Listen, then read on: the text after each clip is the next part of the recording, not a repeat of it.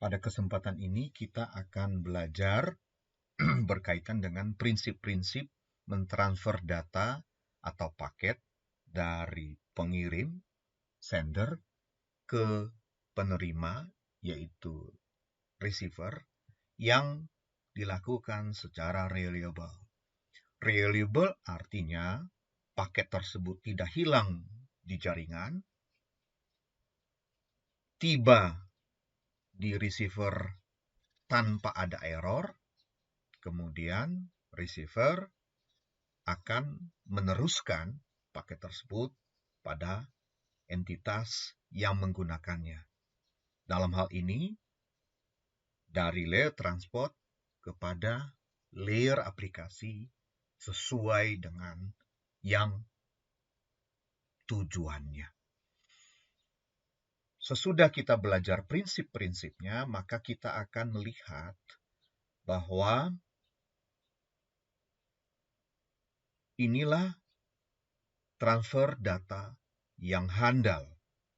Versi awal akan kita pelajari, dan versi awal ini kita menyebutnya sebagai stored and wait protocol. Anda lihat di sini bahwa sending process yang diharapkan mengirim pada channel yang reliable. Yang reliable itu artinya kayak seperti ini bayangannya.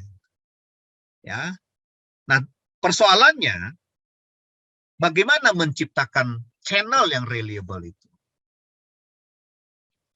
Ada banyak hal yang nanti kita temukan bahwa layer transport menyediakan mekanisme untuk reliable, tetapi faktanya layer network, jaringan, kabel, router itu tidak menyediakan layanan yang reliable. Seperti gambaran yang kedua. Jadi sebenarnya bisa dikatakan TCP berjanji, yes, saya akan provide reliable.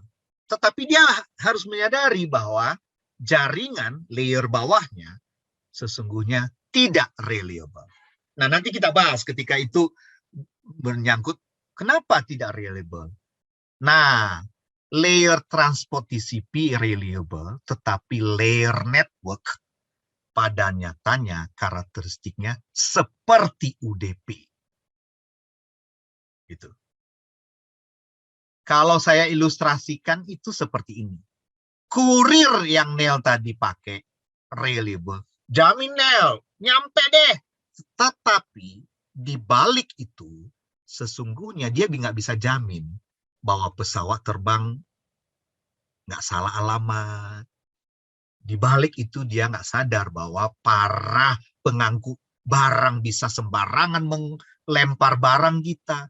Dia nggak bisa kontrol itu. Artinya, reliability yang disediakan oleh layer transport TCP sesungguhnya di dasar atau berada pada channel yang tidak reliable.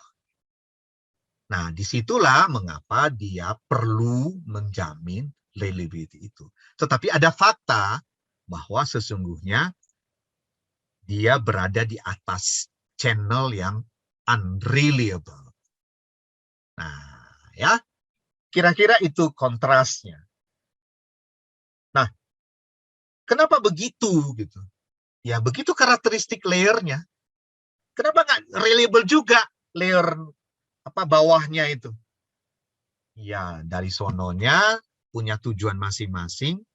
Ketika sudah dibangun protokol stack-nya, maka terjadilah sifat seperti ini. Ya, jadi layer network tidak reliable, layer transportnya yang TCP di tengah dia menyediakan reliable. Jadi mirip kalau saya ilustrasikan begini. Waktu Anda terima pengantaran barang dari Gojek, tukang Gojeknya sih mah jamin nyampe. Tapi apakah tukang Gojek itu menyadari bahwa di perjalanan dia bisa hujan. Nggak bisa kan? Artinya, jaminan reliable itu didasarkan pada situasi yang notabene tidak reliable. Ya, kebayang ya, kawan-kawan? Maksud saya, situasinya apa kalau di dunia nyata? Kan bisa hujan, bisa tabrakan. Itu kan yang nggak bisa dijamin oleh, itu situasi yang akan dihadapi oleh tukang ojek. Gitu. Ya, tetapi si tukang ojek berjanji ke Nel, pasti deliver, aman, aman Pak, aman. Tapi di balik itu sebenarnya dia berjalan di tengah-tengah hutan, entah ada perampok dan macam-macam. Itulah yang disebut gambaran dari sesungguhnya ya tukang gojek berjalan pada jalanan yang tidak reliable. Layer transport mengirimkan meskipun dia berjanji kepada proses akan reliable, tetapi sesungguhnya dia berjalan pada sikon yang tidak reliable. Ya. Nah, di sini ada 4 fungsi, yaitu fungsi yang dipakai oleh layer atas untuk mengirim raw data ke layer berikutnya, kemudian fungsi yang digunakan oleh layer transport untuk mengirimkan ke channel berikutnya, ke layer berikutnya. Ya. Nah, kemudian di sisi destination ada fungsi yang akan digunakan untuk menerima dari reliable channel menuju layer transport. Dan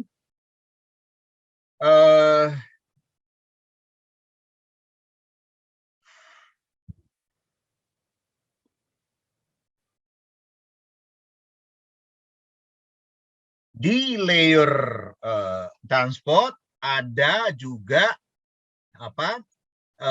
fungsi untuk mendeliver data dari layer transport. Jadi ada 4 fungsi. Nah, 4 fungsi ini nanti yang akan kita bangun logika atau algoritmanya supaya tercipta sebuah ya cara yang reliable dalam konteks transfer data.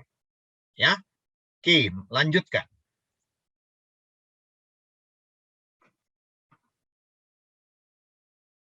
Ini dia.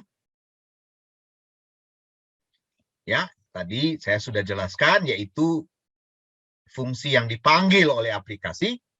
Ini fungsi yang dipanggil untuk mentransfer paket ke atau di atas reliable channel, unreliable channel maaf. Kemudian fungsi yang dipanggil digunakan untuk ketika tiba ya pada reliable channel dan disampaikan pada layer ini ya, yang notabene tentu ini adalah harapannya adalah channel yang reliable ya. Kemudian dari protokol ini ada fungsi untuk mendeliver yang kita sebut dengan RDT, to deliver data to upper ya. Oke. Nah, sekilas sebentar supaya kita bisa memahami nanti yang berikutnya ini, maka kita coba lihat cara kita membaca diagram seperti ini. Nah, bagaimana kita membaca diagram ini? Ini yang namanya diagram finite state machine. Ya, apa itu? Finite state machine itu sebenarnya adalah sebuah diagram yang menggambarkan state dan aksinya. State itu digambarkan sebagai simbol bulat yang seperti ini yang Anda lihat. Dan panah yang memiliki arah itu digambarkan sebagai aksi atau event yang terjadi. Jadi, jika ada sebuah state, yaitu sebuah situasi awal, kemudian dilakukan aksi, maka ada kemungkinan terjadi situasi baru yang kita sebut situasi kedua atau state kedua. Apakah mungkin juga state-nya tidak berubah karena event tertentu? Bisa jadi. Artinya, karena event maka dia tetap state-nya. Tetapi inilah gambaran diagram final state machines. Ini tujuannya apa? Untuk menggambarkan algoritma yang akan dirancang untuk membangun sebuah transfer data yang reliable. Anda lihat di sini cara membacanya seperti tadi saya terangkan. Ada state yang menyatakan situasi atau kondisi awal, kemudian ada event, ada aksi, dan ketika aksi itu dilakukan, ada kemungkinan muncul state kedua atau situasi kedua, atau tetap pada situasi yang pertama. Ya, seperti panah ini, ya, balik lagi ke state pertama. Begitu juga misalnya ini bisa jadi balik ke sini atau dia bisa balik ke sini. Ya, sekali lagi ini untuk membaca diagram yang notabene diagram ini nanti menggambarkan situasi yang dilakukan saat mentransfer data secara reliable. Anda perhatikan bahwa ini menggambarkan juga dua entitas yang berkomunikasi. Ya, bisa jadi begitu ya. Jadi tidak hanya pada satu sisi saja gambarannya, tapi dua sisi. Source dan destination. Nah, kita menyebut ini adalah sebuah RDT versi 1.0. Kita bisa membayangkan bahwa channel yang tadi, ya, yang ini, ya, itu benar-benar reliable. Reliable berarti tidak mungkin terjadi error, tidak mungkin terjadi loss. Nah, dari sisi receiver, kalau situasinya memenuhi kondisi ini, itu berarti dia tinggal memanggil fungsi RDT send dari aplikasi, kemudian membuat paket ke layer transport, di layer transport, dan kemudian mengirimkannya ke layer network. Jadi algoritmanya atau eventnya, aksi yang dilakukan pertama RDT send, bikin paket, kemudian kirim ke layer bawah, ke channel yang tidak reliable. Kemudian ulang lagi kondisinya. Jadi begitu ya. Jadi tidak ada sesuatu aksi yang dilakukan karena apa? Diasumsikan tidak terjadi error, juga tidak terjadi loss. Jadi muter dia. Situasi awal ketika aksi dilakukan kembali pada situasi awal. Ya. Di sisi penerima, receiver, menerima data dari layer network, diekstrak, kemudian deliver ke layer aplikasi. Anda lihat tadi ini. Nah, ya.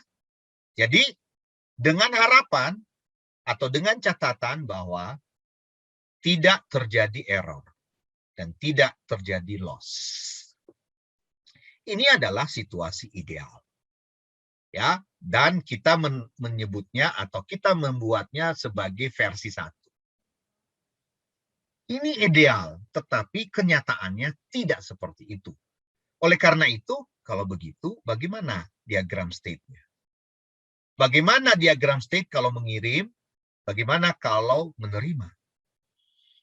Ya, sampai di sini ada dulu pertanyaan. Mulai dipikirkan gimana kalau terjadi error. Ya, disitulah perlunya checksum untuk mendeteksi error. Pertanyaannya, setelah mendeteksi, bagaimana merecovernya. Andai kata pada saat paket itu melewati channel, dia mengalami bit-bit, ada 1-2 bit yang mungkin flips. Dari 0-1 menjadi 1, 1 menjadi 0. Checksum untuk mendeteksi error terjadi. Tapi bagaimana merecovernya? Mari kita diskusikan. Menurut Anda bagaimana merecovery terjadinya error? Ada cara lain?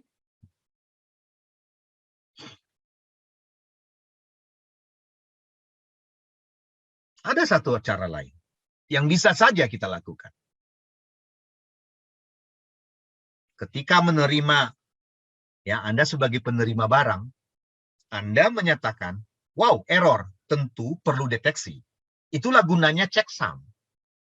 Tapi Anda ingin recovery. Selain yang dikatakan Reinhardt tadi, ada lagi nggak cara untuk recovery? Anda bisa memanfaatkan pikiran Anda sebagai manusia. Nah, tentunya. Ada? Peter? Angelina? Wilson? Ada?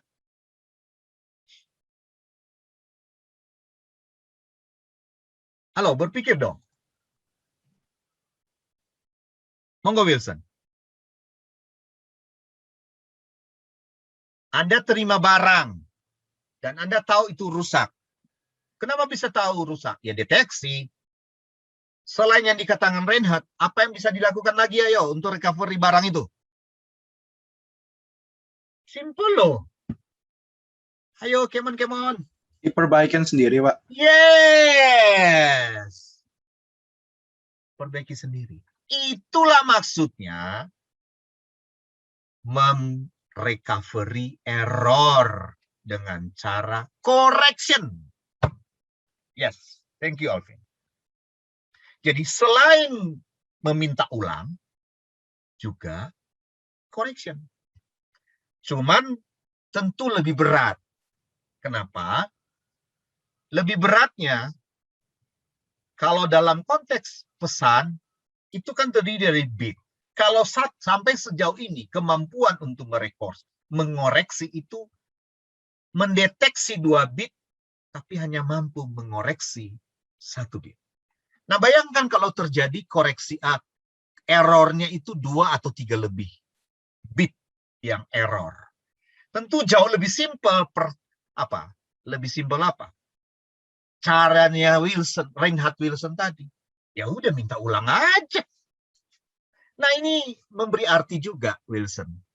Kawan-kawan. Reynasa, Martin, Irsa. Reinhardt, gue mau nanya nih, Ren. Siap? Ya, Pak. Andai Anda meminta kembali, kira-kira apa yang sender harus lakukan? Supaya dia bisa ngirim balik. Nah, ini kita kembangin terus cara berpikir kita. Ketika diminta oleh receiver, minta dong, rusak dong. Minta. Mungkinkah sender mengirim balik andai dia tidak punya kopiannya? Menurut kamu, Reinhardt? Tidak. Tidak. Yes. Berarti sender harus nyimpen kopiannya. Sampai kapan, Reinhardt? Sampai semua paket udah keterima. No, jangan bilang semua paket. Ini baru 1. Sampai ada pertanda dari receiver. Oke, sender. Error free. Delivered. Itu kan? Menurut Anda, Reinhardt? Ya, kalau disebut seluruh paket berarti yang lain dong. Ini paket ini saja. Artinya, setelah ini ada kemungkinan sudah tidak diminta lagi, dengan receiver memberitahu, halo sender, oke paketnya, pengiriman ulang, saya sudah terima, dan oke, maka sender bisa membuang dia punya paket. Menurut kamu, Reinhard, Wilson? Make sense? Masuk akal, Pak. Masuk akal. Nah, begitu yang terjadi, dan itulah kenyataan transfer data yang reliable dalam konteks terjadinya error. Ya. Nah, bagaimana semua itu bisa dilakukan kalau banyak paket, Pak? Nah, itu dia. Bagaimana melihat paket itu, paketnya mana yang perlu diganti, yang dikirim ulang. Nah, ini nanti kita sebut istilahnya transmission ulang, retransmission. Dari mana tahunya? Nah, itu serunya. Kalau kita manusia enak aja. Ren, lu punya barang yang kamu kirim kemarin tuh rusak tuh. Tolong kirim balik deh. Nah, itu enak. Tapi kalau mesin yang berbicara gimana mekanismenya? Serunya di situ. Ya, mari kita lanjut. Ya, mari kita lanjut. Kita tadi barusan berbicara, how do humans recover from errors during conversation? Tadi bukan conversation, but deliver barang, deliver something. Ya, tapi kalau dalam konteks pesan tentu sedikit sama, ya, prinsipnya sama, ya, mirip-mirip. Nah, apa yang terjadi? Maka perlu adanya ini. Sebuah pertanda. Oke bro, Reinhard, gue udah terima nih. Maka paket yang disimpan tadi, kopiannya, dibuang. Karena nggak bakal dipakai lagi kan? Nggak. Tetapi ada juga negatif, ACK. Ya, saya sebut ACK ya, supaya lebih singkat. Maka ACK, negatif ACK, digunakan untuk menyatakan bahwa paket yang diterima memiliki error. Dikirim kepada sender, sehingga sender tahu bahwa dia harus transmit ulang. Ya, nah ini yang kita sebut bahwa error ditangani dengan cara merecover error tersebut secara transmission ulang. Dibutuhkan adanya pertanda. Tanda itu apa? Ada dua. ACK, acknowledgement, di mana receiver menyatakan bahwa dia sudah menerima paket tersebut dengan oke, error free. Negatif acknowledgement menyatakan bahwa dia menerima paket yang error. Tentu sender harus menerima negatif itu dan transmit ulang. Kalau berulang-ulang, salahnya gimana, Pak? Nah, itu sebuah exception. Kemungkinan besar terjadi seperti itu. Bisa jadi ada masalah di jaringan, ada masalah kerusakan berat kalau itu terus berulang-ulang.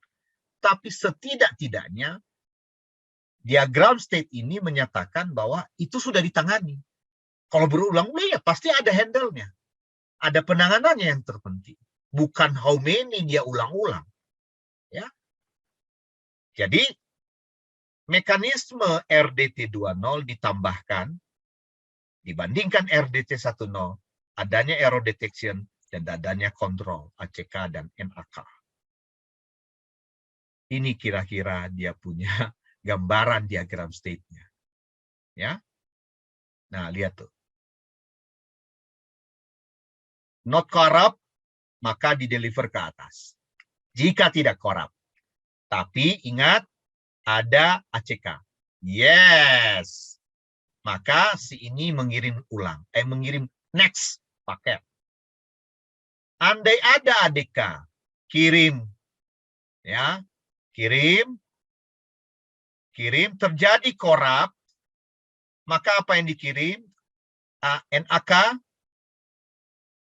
sets. Maka si ini, ingat state-nya. Tadinya state-nya di sini. Kalau dia terima ACK yang oke, maka state-nya balik ke sini. Tapi karena yang dia terima NAK, maka state-nya masih di sini. Apa yang dia lakukan? Dia kirim balik. Coba lihat berikutnya. Dan anggaplah not corrupt. Maka yang dia lakukan selanjutnya adalah UDT send dan ACK. Maka state-nya dari tadi sini menjadi ke sini kembali. Oke, itulah skenario penanganan error. Tapi versi ini punya kesalahan fatal. Kira-kira ada yang tahu? Kan kemungkinan-kemungkinan. Jadi bisa jadi ACK atau NAK korup. Dan sender tidak tahu bahwa udah terima, kenapa? Nggak ada ACK, nggak ada NAK. Dan bisa saja dia juga tidak bisa mentransmit ulang. Ataupun kalau dia tidak, kalau dia pun mentransmit ulang, maka kemungkinan duplikat. Jadi dua dilematis yang luar biasa. Andai kata ACK tapi korup, maka duplikat. Andai kata kalau dia transmit ulang, tapi andai kata NAK, itu beres. Tidak terjadi duplikat. Kenapa? Karena transmit ulang tetap satu. Pesan yang diterima di receiver tetap satu. Jadi itu kesalahan atau sebuah fatal flow-nya. Untuk menanganinya, maka sender harus punya sequence number untuk menghandle ini. Ya. Sehingga yang terjadi yaitu duplikat itu bisa di-handle. Kenapa perlu di-handle duplikat? Yaitu tidak mungkin mendeliver ke atas dua data. Ya, ke aplikasi. Ya. Maka harus ditangani dengan cara membedakan antara paket yang berikutnya dengan paket sebelumnya. Bagaimana dengan paket-paket berikutnya? Intinya adalah membedakan. Dengan pakai apa? Dengan cara apa? Perlunya numbering. Sequence number istilahnya. Nah, apakah ini sudah lengkap? Belum juga. Mari kita lihat berikutnya. Ya. Apa kelemahan dari ini? Mari kita lihat. Ini disebut metodologi cara yang mengirim satu paket kemudian menunggu sampai receiver memberi respon. Anda bisa membayangkannya kah? Kirim, nanti ada respon. Kemudian kirim paket baru lagi, ada respon.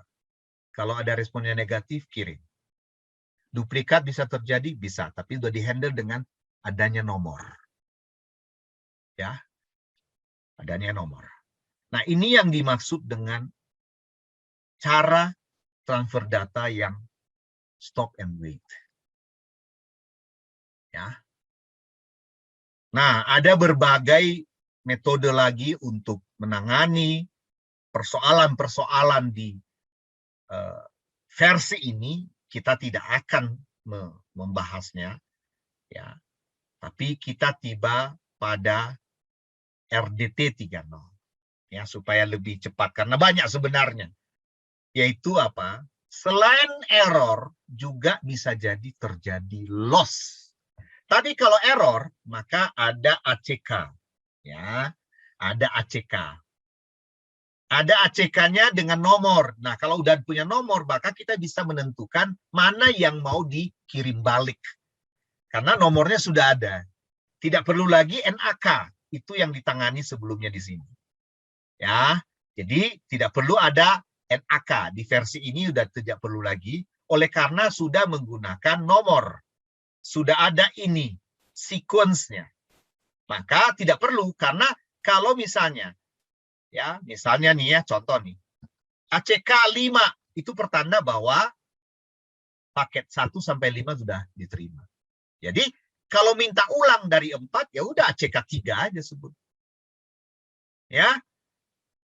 Misalnya yang satu sudah kirim ACK sampai bolak-balik ACK 6. 6-nya rusak. Maka tinggal menyebut aja ACK 5. Supaya dapat 6 lagi. Ngerti ya? Mengapa tidak perlu NAK lagi? Karena sudah cukup menggunakan ini. Secara eksplisit nanti dia bisa meng-ACK-kan paket mana yang akan dia minta dengan menggunakan sequence number. Ya, tapi kita nggak bahas itu, kita langsung ke sini. Ya.